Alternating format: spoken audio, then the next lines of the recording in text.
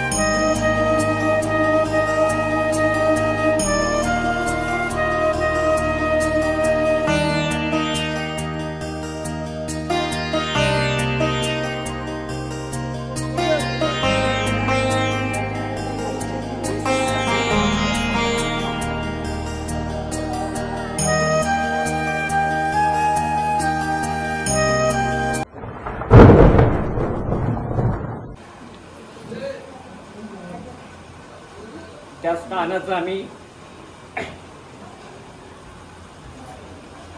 नंदनवन करण्याचा प्रयत्न केलेला आहे. तुझी जी जागा आहे, तुझी जी वास्तू आहे, तुझी जी सगळी जमीन आहे ती जोपासण्याचा प्रयत्न केलेला आहे.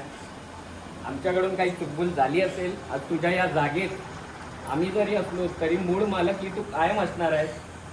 तुझा कायम कृपाशीर्वाद आमच्या सर्वांवर राहून दे, तुझा आशीर्वाद राहून दे, तुझं प्रेम राहून दे. तू जिथून कुठून असशील आमच्यावर भरभरून प्रेम कर, आशीर्वाद दे. आणि तुझे हे उपकार हे आम्हीच नव्हे की येणाऱ्या सगळ्या पिढ्या या कायम लक्षात राहतील आणि तुझं नामस्मरण करण्याचं आम्हाला या ठिकाणी बुद्धी दे, आम्हाला आठवण दे. आणि तुझ्या चरण स्पर्शाने, तुझ्या पावन स्पर्शाने आज हा गोंधळाचा सोहळा आम्ही आयोजित केलेला आहे. त्या गोंधळाला तू उभी राहा, आमच्याकडून करून घे. सर्व ग्रामस्थ या ठिकाणी आहेत, सर्व भावकी या ठिकाणी, त्या सगळ्यांचा पाठबळ आमच्या पाठीशी आहेस. पण याचं मूळ कारण तू आहेस. तू जर आम्हाला इथे जागा दिली नसतीस तर ह्या सगळ्या गोष्टी इथे घडल्या नसत्या. तुझे अनंत उपकार आहेत आणि ते आम्ही कधीच म्हणजे कधीच फेडू शकत नाही. तुझी आठवण काढतोय, यातच आमचं तू प्रेम समज आणि अशीच आमच्या नवसाला, आमच्या हातीला धावत राहा. हा तुझा रुक्मिणी निवास, तुझा कायम सदोदित तुझं ऋणी आहे.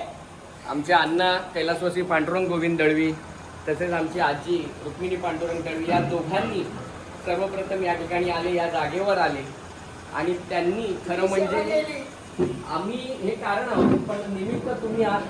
तुमची देखील आठवण आम्ही कायम काढत राहतो कारण की तुमच्या सोबत बालपणीच्या अनंत आठवणी आहेत ते आम्ही कधीच भरू शकत नाही. आई वडिलांपेक्षाही तुम्ही आम्हा सर्वांवर दिलेला असंच कान स्वरूपी आमच्या पाठीशी राहत राहा. आज गोंधळाचा सोहळा तुम्ही कुठेही असाल तिथून नक्कीच आमच्यावर आशीर्वाद देत असाल आणि असेच आमच्या पाठीशी उभे राहा. असेच आमच्याकडून ह्या सगळ्या पुण्यकर्म करून घेत राहा. आम्ही कुठे चुकत असेल तर आम्हाला अडवत राहा.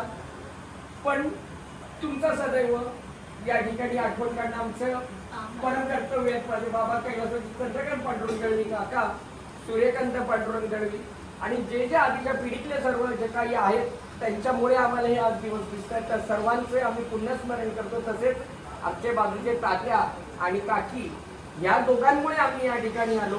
त्या दोघांची देखील आज इथे नाही आहेत पण त्यांची आठवण काढणं आमचं परम कर्तव्य आहे. या सर्वांचं पुण्यस्मरण घेऊन या सर्व भावकीच्या साक्षीने, या गावकीच्या साक्षीने, वाघजाई आणि कुलस्वामिनी भैरीभावानीच्या साक्षीने हे कार्य हाती घेतलेलं आहे.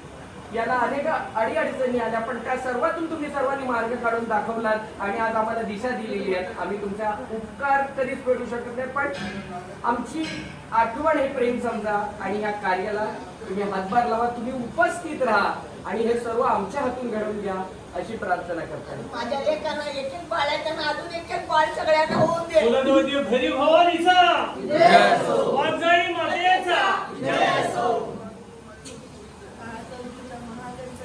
विजय असो, लालबागच्या राजाचा जय असो.